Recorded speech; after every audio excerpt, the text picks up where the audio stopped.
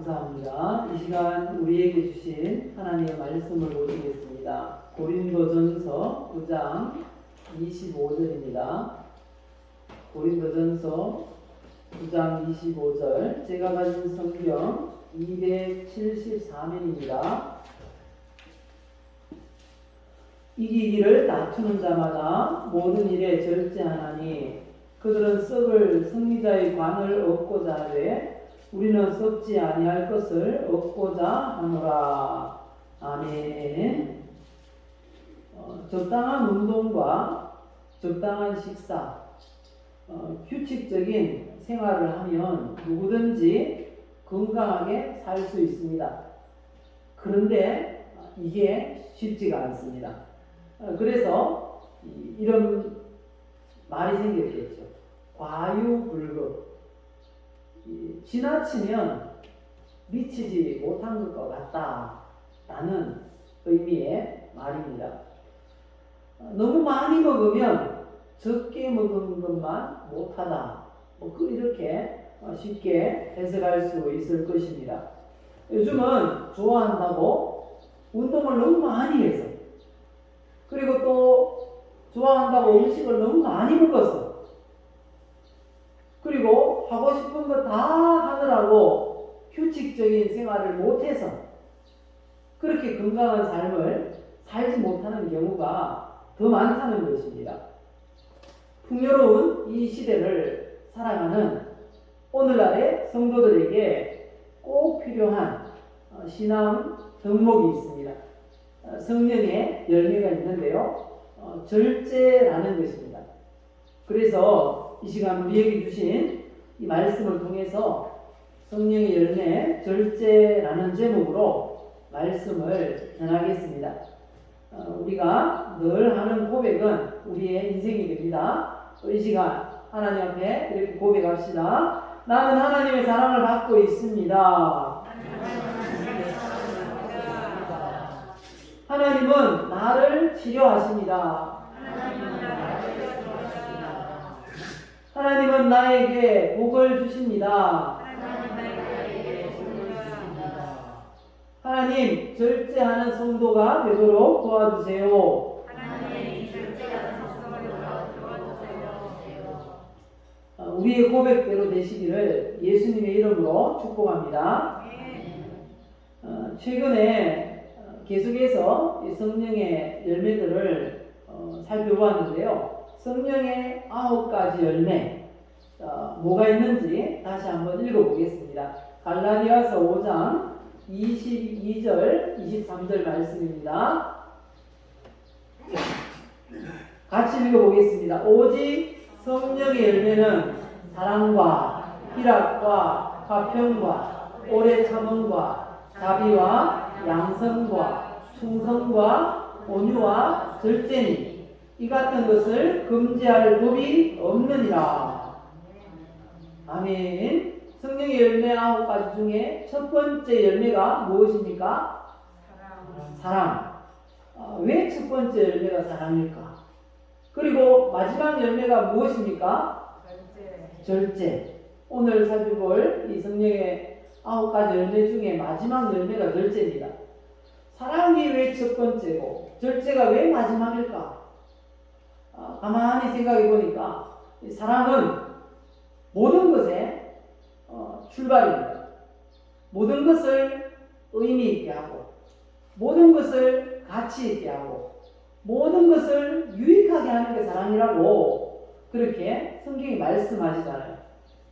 고린도전서 13장 1절에 보시면 그렇게 말씀하시는데요. 그러면 이 성령의 열매 마지막이 절제인 이유가 뭘까? 앞에 있는 이 열매들을 맺히기 위해서는 반드시 절제해야 이 성령의 열매들을 맺을 수 있기 때문에 절제가 마지막 열매구나 라는 것을 깨닫게 됩니다. 그래서 이 절제가 얼마나 중요한지를 알 수 있습니다. 이렇게 중요한 이 절제, 무슨 의미일까요? 먼저 문자적인 그런 의미를 생각해 보도록 하겠습니다. 국어사전에 보니까 이렇게 되어 있어요. 절제가 무슨 뜻이라고요? 정도를 넘지 않도록 알맞게 조절하거나 제어함. 이게 절제입니다. 정도를 넘어서지 않도록 스스로 조절하는 게 절제다라는 것입니다. 그리고 영어로도 보니까 이렇게 되어 있어요. 컨트롤하면 통제하는 거예요. 이 뭐 리모컨이나 이런 걸 컨트롤 박스 그래. 조절하고 통제하는 게 바로 절제라는 것입니다. 또 디스플린 이렇게 또 번역이 되어 있어요. 이 원어가 영어로 번역될 때 이렇게 번역이 되는데 효율, 기간, 뭐 학문, 징계, 훈련 이렇게 번역이 되었습니다. 절제라는 단어 안에 이런 의미들이 내포되어 있구나라는 것을 우리가 알 수가 있죠.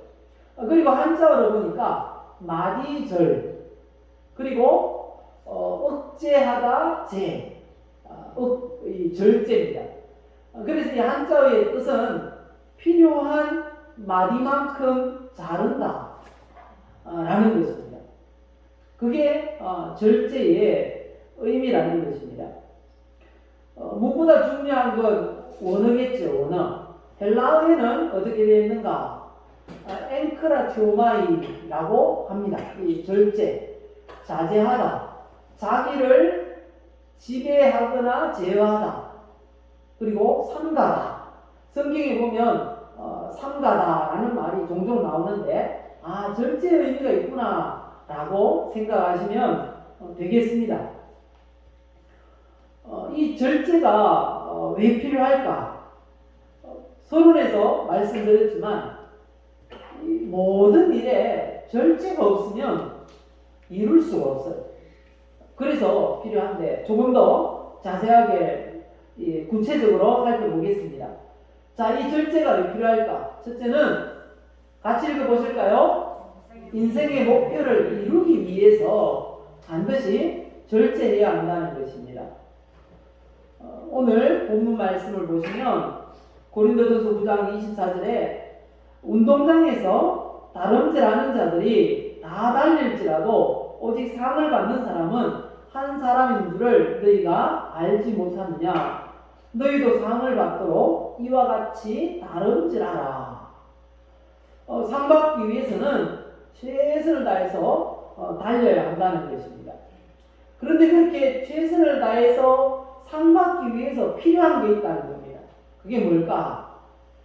이기기를 다투는 자마다 모든 일에 뭘 해야 된다고요? 절제해야 한다 라고 말씀하고 있습니다. 여기서 달리기는 흔히 달리기를 할 때 마지막에 줄을 이렇게 들고 있어요. 줄을 들고 있는데 그걸 뭐라고 하는지 아십니까? 결성선. 영어로는 골라인 그럽니다. 골이라는 게 뭔가 하면 축구할 때 이 공이 골대 안에 들어가면 뭐라고 합니까? 골인 하죠. 골인. 그 골이라는 게 목표입니다. 목표. 바로 달려간다 라고 하는 건 목표를 향해 간다는 것입니다. 무엇인가 목적을 이루기 위해서는 절제해야 한다 라는 것입니다. 그래서 이룰 목표가 있는 사람은 절제해야 됩니다. 이룰 목표가 있는 사람은. 예를 들면 나는 살을 한 2kg 정도 뺄 거야 라고 목표를 잡았어요. 그러면 무엇에 절제하면 될까요? 먹는 것에 절제해야 한다는 거죠. 그런 것처럼 목표가 있다면 그 목표를 이루기 위해서 반드시 필요한 게 절제다 라는 것입니다. 그리고 두 번째, 이 절제가 필요한 이유는 사탄의 시험에 넘어지지 않기 위해서 절제가 필요한 것입니다. 고린도전서 7장 5절에 보면 이렇게 말씀합니다. 서로 분방하지 말라. 다만 기도할 틈을 얻기 위하여 합의상 얼마 동안은 하되 다시 합하라. 이는 너희가 절제 못함으로 말미암아 사탄이 너희를 시험하지 못하게 하려 함이라 이렇게 말합니다. 우리가 절제 못하면 사탄이 넘어지게 시험을 한다는 것입니다. 그래서 이 절제라는 건 사탄에게 넘어지지 않도록 하기 위해서 꼭 필요한 것입니다. 절제를 잘하는 사람은 사탄에게 넘어지지 않을 수 있다라는 것을 알 수 있는 거죠. 그리고 세 번째, 절제가 왜 필요하다고 합니까? 같이 읽어보실까요? 성도와 직분자들이 말세를 올바른 자세로 살기 위해서, 이 절제라는 건 말세 성도에게 꼭 필요한 자세입니다. 디모데전서 3장 2절에 말씀합니다. 그러므로 감독이란 오늘날의 이 목회자를 가리킵니다. 이 목회자의 이 자세, 직분자가 갖추어야 할 그 자격 조건 중에 절제가 있어요. 보시면 그러므로 감독은 책망할 것이 없으며 한 아내의 남편이 되며, 그 다음에 뭡니까? 절제하며 이렇게 말씀합니다. 직분자에게 꼭 필요한 덕목 중에 아주 상위권에 들어가 있는 게 절제라는 것입니다. 그리고 말세가 깊어질수록 사람들이 못하는 게 있어요. 하기 어려운 것. 그게 뭐라고 합니까? 그게 절제. 디모데후서 3장에 보면 이렇게 말씀합니다. 너는 이것을 알라. 말세에 고통하는 때가 이르러 무정하며 원통함을 풀지 아니하며 모함하며 절제하지 못하며. 말세의 특징은 절제가 안 되는 거예요. 그래서 어떤 요즘 최근에 병 중에는 그런 병도 있어요. 뭐 폭식증이라고 하죠. 절제가 안 돼가지고 막 너무 많이 먹는 거예요. 그래서 가만히 있으면 살찔까 싶어가지고 또 손가락을 막 목구멍에 넣어가지고 다 토해내요. 그리고 나서 또 음식을 보면 또 절제가 안 돼요. 그래서 막 먹어요. 폭식을 하고 또 막 토해내고. 그렇게 하다 보면 위벽이 다 상한다 그래요. 그러는데도 절제하지 못하는 게 오늘날 현상이라는 것입니다. 그래서 말세 성도에게 꼭 필요한 게 뭐라고요? 절제라는 것입니다. 그래서 우리는 이 절제를 우리의 신앙생활에 적용을 해야 되는 건데요. 우리의 신앙생활에 이 절제를 어떤 분야에 적용하면 좋을까? 우리 또 살펴보겠습니다. 첫째는 어디에 절제가 필요할까요? 정욕이라는 이 분야에 절제가 필요하다는 것입니다. 고린도전서 7장 9절에 보면 만일 절제할 수 없거든 결혼하라. 정욕이 불같이 타는 것보다 결혼하는 것이 나으니라. 이 사람들이 가장 범하기 쉬운 죄 중에 하나가 이 정욕을 절제하지 못함으로 짓게 되는 죄다라는 것입니다. 이 정욕과 관련된 문제 중에서 이성 간에 있어서 그런 성범죄도 있지만 요즘은 더 심각한 그런 이 범죄가 있어요. 그게 뭔가 하면 바로 이런 것들입니다. 동성애. 이성 간의 사랑이 아니라 동성 간의 그런 부적절한 관계를 동성애라고 합니다. 그리고 소아성애, 아동성애 이렇게 말하는데요. 어린이들, 미성년자 어린이들한테 그런 성적인 감정을 느끼고 막 납치를 하고 그렇게 하는 그런 범죄자들이 있어요. 그리고 수간, 동물과 부적절한 그런 관계. 요즘은 이런 부분이 굉장히 많다는 거예요.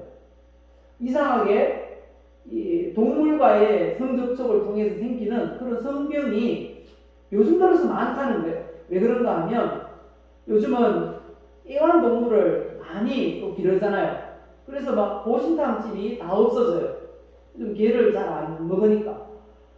그러니까 또 자연스럽게 저런 일들이 벌어지게 된다는 것입니다. 이런 행위들을 잘못된 성적 지향이라 이렇게 말을 합니다. 요즘은 뭐 남녀 간의 이런 불륜보다 더 심각한 게 바로 이겁니다. 그래서 오늘은 총회 산하 모든 교회들에서 차별금지법 반대를 위한 기도와 그리고 현수막 달기 오늘 이렇게 전국 교회에서 하기로 그렇게 결정을 했어요. 그래서 우리도 이렇게 현수막을 보내왔는데 이런 차별금지법 좋은 말 아닙니까? 차별하지 말자는 거 아닙니까? 요즘은 또 더 좋은 말로 바꿨어요. 평등법. 이렇게 해서 바꿔서 이 법안을 통과시키려고 얼마나 노력하는지 몰라요. 기독교인들이 틈만 나면 반대를 누르거든요. 반대가 1만 개 이상이 되면 거기에 대해서 함부로 다루지 못합니다. 그래서 막 틈만 나면 올리는데 며칠 지나면 또 올려요. 얼마나 왜 그렇게 뭐 차별 많이 받는 것도 아닌데 차별금지를 그렇게 올리려고 하는가? 이유가 있습니다. 뭐 포괄적 차별금지법, 또 차별금지법, 평등법 다 비슷합니다. 다 비슷한데 기독교인들은 왜 이렇게 뭐 동성애나 또 이런 차별금지법을 그렇게 반대하는 걸까요? 그리고 또 왜 반대해야 할까? 이유가 있습니다. 이유가 많은데요. 먼저 성경이 금지하기 때문에 우리 예수 믿는 성도도 이 반대를 해야 한다는 거죠. 레위기 18장 22절 이하에 보면 분명히 말씀합니다. 너는 여자와 동침함 같이 남자와 동침하지 말라. 이는 가정한 일입니다. 동성애를 말하는 겁니다. 동성애. 그리고 23절에는 너는 짐승과 교합하여 자기를 더럽히지 말며 여자는 짐승 앞에 서서 그것과 교접하지 말라. 이는 문란한 일이니라. 이건 수간을 말하는 것입니다. 그리고 자기의 성별을 바꿔요. 분명히 여자로 태어났는데 나는 아무리 봐도 남자 같아 해서 수술을 합니다. 가슴 절제 수술도 하고 또 여러 가지 남자처럼 수술을 합니다. 그런 경우가 많은데 그런 일들에 대해서 다 금지를 하고 있어요. 그렇기 때문에 성경이 금하시기 때문에 우리는 이런 동성애라든지 이런 부분을 반대해야 됩니다.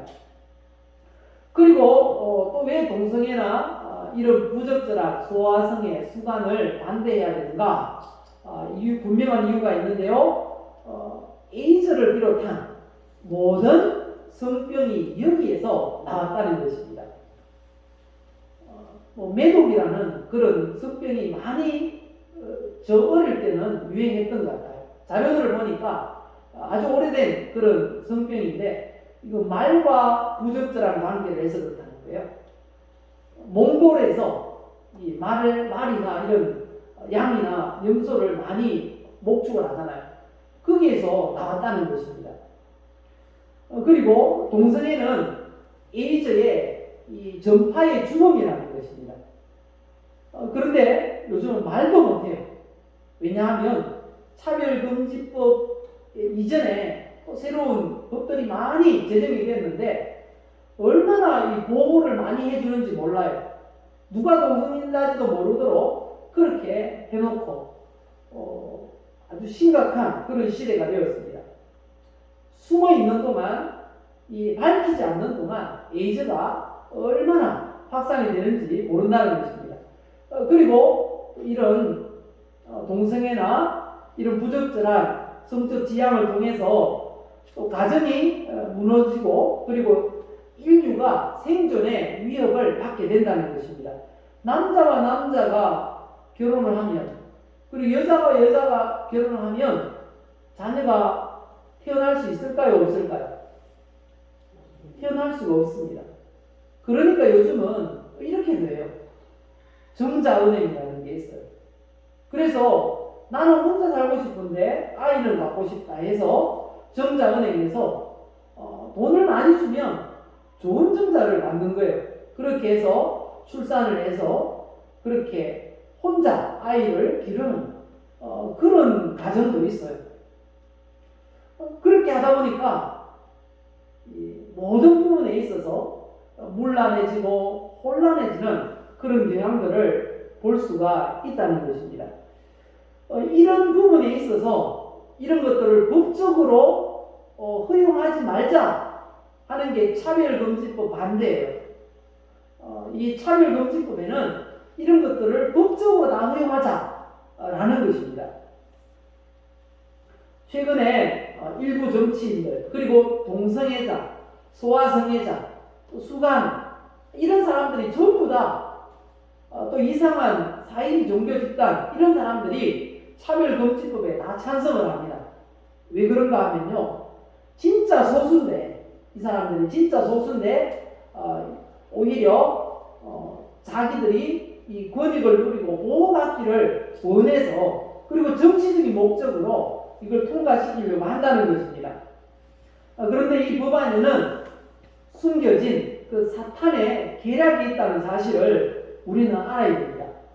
마르크스, 레닌 이 사람들이 공산주의를 만들었어요.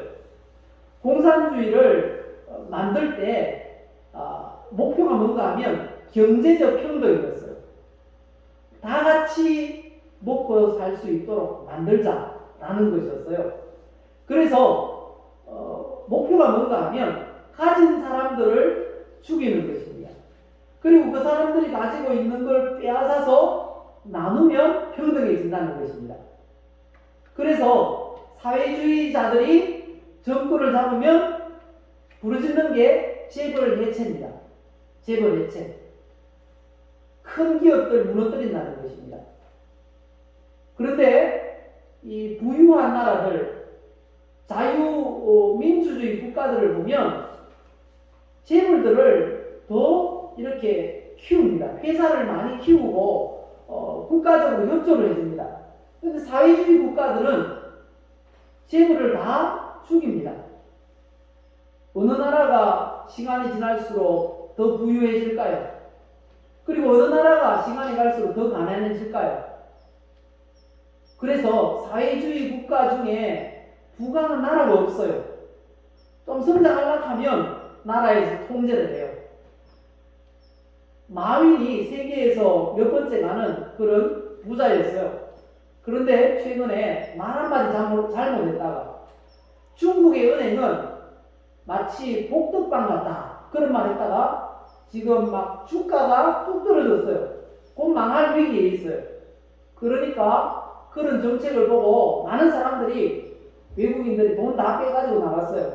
그러니까 요즘 중국에 위기가 왔다 이렇게 이 매스컴에 나 있더라고요. 사회주의 국가는요 부유할 수가 없어요. 잘 살 수가 없어요. 왜냐하면 조금 잘 살면 죽이고 빼앗아가 나눠주는데 누가 그 나라에서 오래 있겠습니까? 평등법이 어디에서 나왔는가 하면 바로 이 공산주의에서 나왔다는 겁니다. 차별금지법, 평등법, 공산주의, 이 사회주의에서 나왔어요. 그래가지고 다 같이 못 살고 다 같이 죽자라는 것입니다. 이 공산주의 이론이 이 평등법이라는 이런 말을 가지고 문화 속으로 침투해서 헌법상 자유를 침탈하고 사람의 정체성까지 이 파멸시키려는 악법이라는 것입니다. 이 남녀 평등이 아니고요. 남자 여자 평등이 아니고 성평등, 젠더 평등 이렇게 말합니다. 그런데 그 성이란 그 안에는요 얼마나 많은 성이 있는지 몰라요. 이 사람들이 주장하는 성은 남자 여자뿐만 아니고 모든 게 다 들어가요. 그런데 그걸 다 법적으로 인정해 달라는 거예요. 그리고 동성애, 성전환, 성적 지향, 뭐 이런 인권을 다 그걸 인권이라고 포장을 해요. 권리도 죄를 안 짓는 사람이 권리를 누려야 되잖아요. 그렇지 않습니까?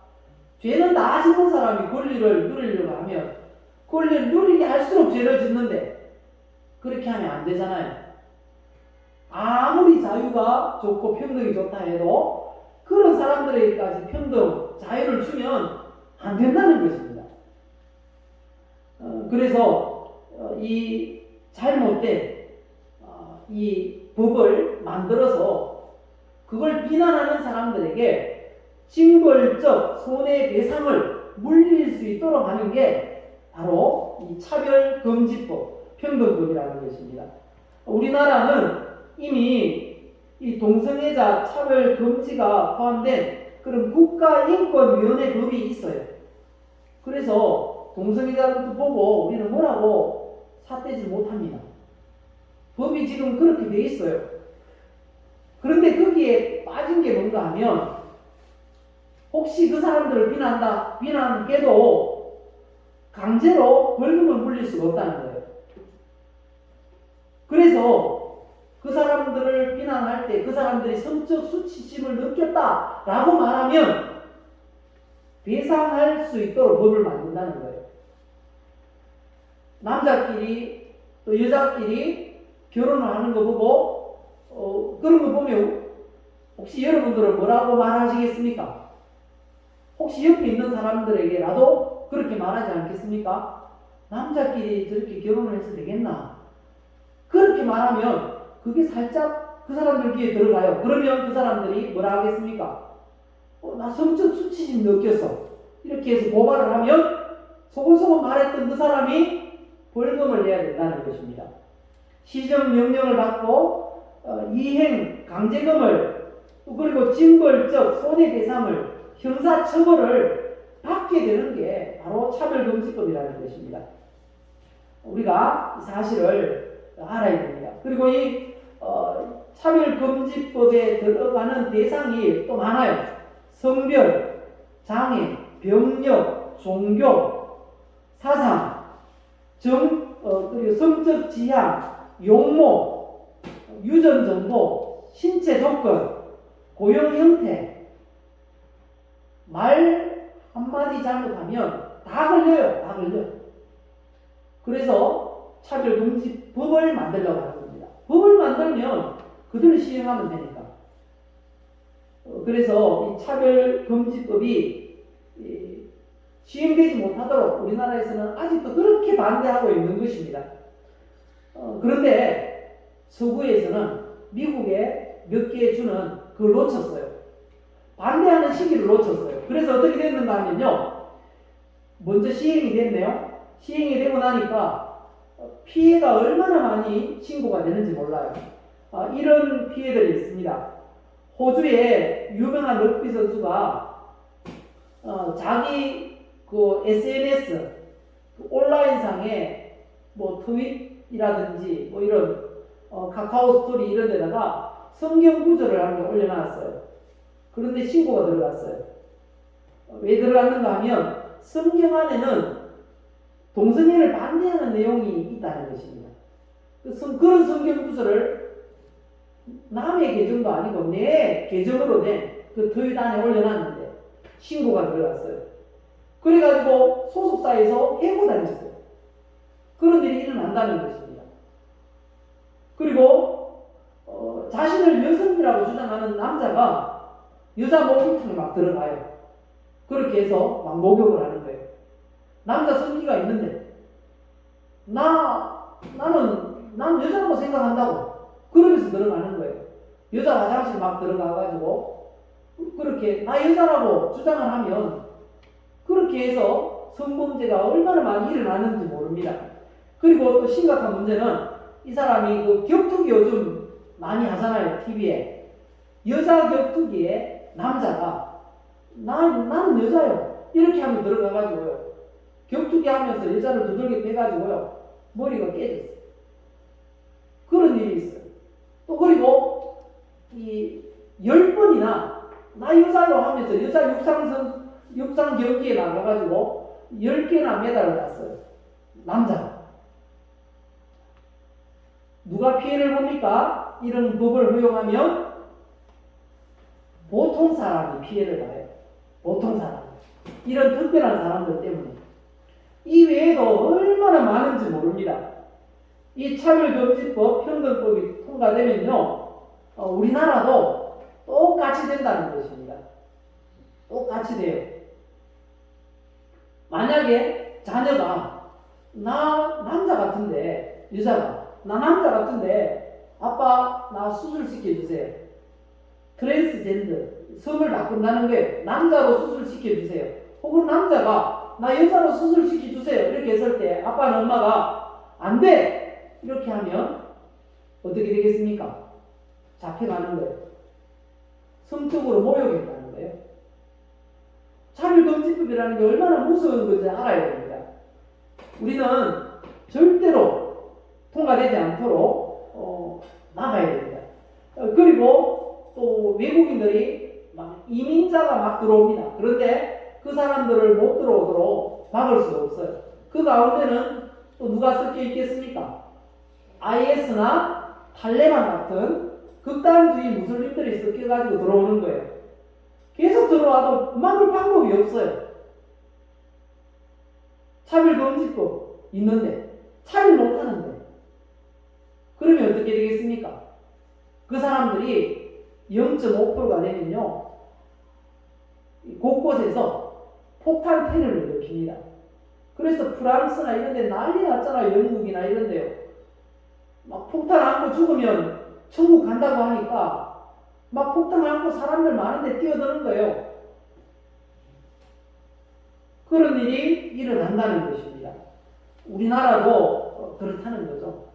결국은 이런 동성애나 이런 거 허용하게 되면 나라가 망합니다. 성경에도 그런 예가 있잖아요. 소돔과 고모라 왜 망했을까요? 동성애 때문에 망했습니다. 하나님이 이 죄악의 끝이구나. 동성애를 보고 하나님 그렇게 말씀하셨어요. 그래서 우리는 반드시 막아야 됩니다. 오늘 우리에게 주신 말씀을 기억하시기 바랍니다. 성적 이런 이 성욕의 이 모든 게 포함됩니다. 오늘 우리가 여기까지 살펴보고 다음에 이어서 이 절제에 대한 말씀을 이어가겠는데요. 오늘은 특별한 차별금지법에 대해서 설교하도록 이렇게 총회에서 이렇게 자료들을 주셔가지고 이렇게 설교를 했는데요.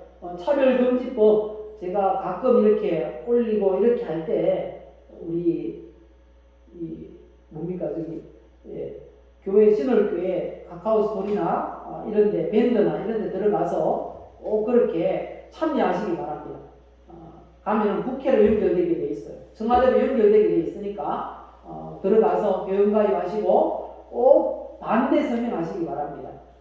지금 우리가 막지 않으면 큰일 납니다. 교회에서 설교도 못해요. 우리가 기억하시기를 바라고요. 영상을 하나 준비했는데요. 한번 보십시다.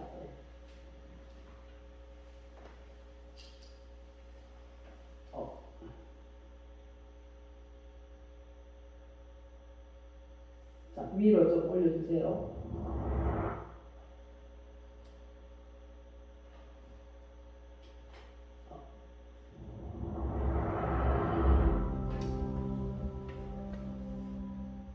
차별금지라는 좋은 말로 포장된 차별금지법. 평등법은 과연 더 평등한 세상을 만들 수 있을까요? 아닙니다. 동성애자들은 이미 특권을 누리고 있습니다. 코로나19 사태로 확진자 및 접촉자의 개인정보와 동선이 모두 공개되는 반면 확진자가 발생한 이태원 게이클럽과 블랙수면방을 이용한 동성애자들은 개인정보와 동선이 공개되지 않는 특권을 누리고 있습니다. 이제 차별금지법이 만들어지면 이들에게는 더 많은 혜택과 특권이 주어지고 일반 국민들에 대한 역차별은 더욱 심해질 것입니다. 우리나라는 동성애를 처벌하지 않으며 동성애를 이유로 차별하는 법은 존재하지 않습니다. 게다가 이미 동성애 차별금지가 포함된 국가인권위원회법도 있습니다. 그럼에도 포괄적 차별금지법을 제정하는 이유는 바로 처벌 때문입니다. 시정명령, 이행강제금, 징벌적 손해배상, 형사처벌 등 강력한 법적인 제재를 통해 LGBT의 특권을 보장하는 법이 바로 차별금지법입니다. 모욕감, 수치심 등 주관적인 감정의 영역조차 혐오라는 이름으로 적극적으로 법적 책임을 지게 하는 포괄적 차별금지법이 제정되면 윤리와 양심을 따르는 일반 국민들은 역차별을 받게 됩니다. 예를 들어 동성애의 보건적 유해성에 대한 사실을 말하거나 동성결혼에 동의하지 않는다는 의견을 표현하면 직장에서 징계를 받거나 차별소송을 당하게 됩니다. 이와 같이 차별금지법은 헌법에서 보장된 일반인들의 신앙과 양심, 학문과 표현의 자유를 침해하고 선량한 국민들을 범법자로 만들어버립니다. 동성애는 타고나는 것이라 어쩔 수 없지 않냐는 생활의 통념과는 달리 동성애는 선천적인 것이 아닙니다. 하버드, 캠브리지 대학 등 국제연구진은 동성애 경험이 있는 47만 7,500여 명의 유전자를 조사한 결과 동성애와 관련된 특정 유전자는 없다고 사이언스지에 발표했습니다. 동성애는 성적 취향일 뿐입니다. 게다가 남성 동성 간의 학문 성교는 HIV, 에이즈의 주요 전파 경로이며 에이즈 치료비는 100% 국민 세금으로 지원됩니다. 약값뿐만 아니라 각종 검사비, 입원비, 수술비, 합병증 치료비, 심지어 간병비까지 100% 국민 세금으로 지원하는 질병은 에이즈뿐입니다. 이처럼 심각한 사회적 폐해를 일으키고 있는 동성애, 성적지향을 포함하는 차별금지법을 강행하면 어떤 폐해가 초래되는지 해외 사례를 살펴보겠습니다. 첫 번째, 차별금지법은 학교에서 동성애 옹호, 교장 교육을 강제합니다. 영국은 차별금지법 통과 후 초등학교에서 동성 친구에게 청혼 연애 편지를 쓰는 수업을 하는 등 교육과정이 바뀌었고 교내 피어 축제에 모든 학생들이 참여하도록 강제하였으며 참여하지 않은 학생들은 불이익을 당하게 되었습니다. 이러한 교육의 결과 최근 10년간 성정체성이 트랜스젠더라는 청소년이 2,500% 이상 증가한 것으로 밝혀져 충격을 주고 있습니다. 두 번째, 차별금지법이 제정되면 군인 간 동성 성행위가 합법화되며 성전환 수술 없이도 성별 변경이 가능해져 교육기피 수단으로 악용될 수 있습니다. 차별금지법 제정 후 영국에서는 군대 내 동성 성행위가 허용되었으며 캐나다에서는 자동차 보험료를 절약하기 위해 남성이 여성으로 성별을 변경한 보험 사기 사건이 발생하였습니다. 세 번째, 차별금지법은 여성의 안전권과 프라이버시권을 위협하는 여성 역차별법입니다. 성전환 수술이 없이 스스로 여성이라 주장하는 남성이 여성 화장실과 탈의실을 사용하도록 허용해준 나라에서 이를 악용한 성범죄들이 많이 발생하였습니다. 성전환 수술을 하지 않은 트랜스젠더에 의해 5세 여아가 성폭행당한 사건 등 성범죄가 끊이질 않아 성중립 화장실을 폐쇄하는 학교들이 증가하는 추세입니다. 미국 여성 격투기 경기에서 남성에서 여성으로 성전환을 한 선수에 의해 여성 선수의 두개골이 파손되는 심각한 부상을 입었습니다. 미국 코네티컷주에서는 스스로를 여성이라 주장하는 남성이 여자 청소년 육상 경기에 출전하여 무려 15차례 우승을 독차지하였습니다. 이처럼 진짜 여성 스포츠 선수들이 불이익을 받고 있습니다. 네 번째, 차별금지법은 자녀의 동성애, 성전환 성행에 반대하는 부모의 양육권을 박탈시킵니다. 캐나다 온타리오주는 자녀의 성전환을 반대하는 부모의 양육권을 빼앗는 법안을 통과시켰으며 미국 텍사스주에서 2019년에 7세 아들의 성전환을 반대한 아빠의 양육권을 박탈하는 판결이 내려졌습니다. 이러한 사례는 무수하게 많습니다. 이처럼 더 평등한 사회가 될 거라는 우리의 순수한 소망과는 달리 차별금지법, 평등법은 더 좋은 세상을 만들어주지 않습니다. 오히려 건전한 윤리의식을 가진 국민들의 자유가 억압당하고 역차별을 당하는 더 불평등한 사회를 초래할 뿐입니다. 국민 여러분, 건강한 자유민주주의 사회를 지키기 위해 평등법의 제정을 막아야 합니다. 특권과 역차별, 차별금지법 스탑!